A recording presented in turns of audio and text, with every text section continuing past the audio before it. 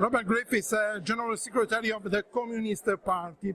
You don't believe in Europe, and you think that the problems of Europe started from already since 1957 with the Treaty of Rome.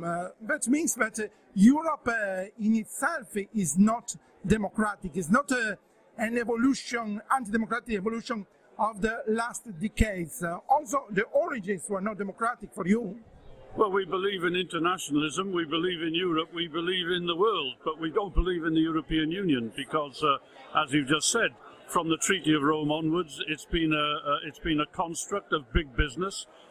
Free market capitalism is written into the fundamental treaties of the EU. So we have always opposed the big business European Union, and of course we do so in the light of its recent policies in Greece, Portugal, Ireland, Cyprus and so on, enforcing austerity and privatisation, and since the Lisbon Treaty, aligning itself very clearly with Nato.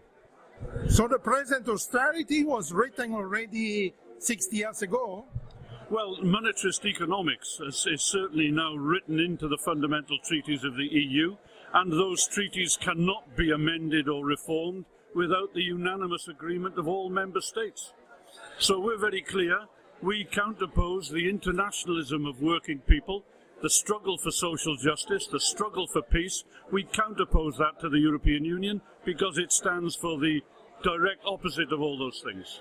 What do you think about Boris Johnson comparison between European Union and Hitler? Well, look, between them, Boris Johnson, Michael Gove, Nigel Farage, they don't carry the weight of the City of London, the European Union, the IMF and NATO. And therefore, we're very clear, we are opposing the EU, IMF, NATO axis. And in that great scheme of things, really, Farage and Gove and Johnson don't really count for a great deal. But however, there are it's possible to make a comparison between the present day EU and the Nazi project.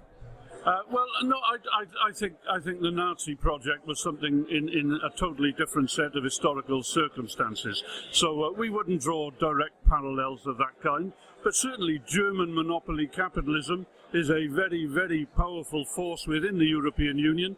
But so too is French monopoly capitalism and British monopoly capitalism. And that's what the European Union is. It's a temporary alliance in favour of the common interests of big business across the European Union. The referendum on the EU is for you maybe the first step, then you dream another one about NATO?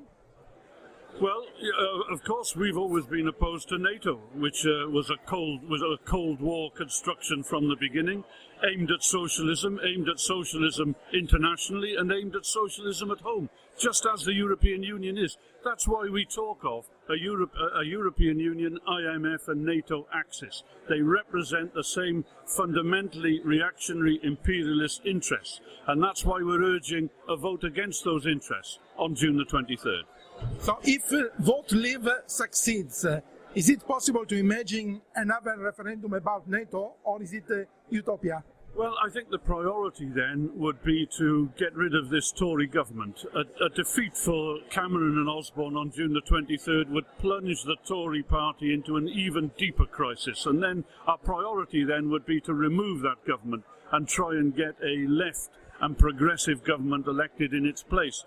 I think in turn that would lead to all kinds of questions coming up for serious debate and challenge, such as Britain's nuclear weapons and ultimately our membership of NATO. Last thing, where is Jeremy Corbyn wrong about the EU? Well, Jeremy Corbyn, for most of his political life, has been absolutely right about the EU.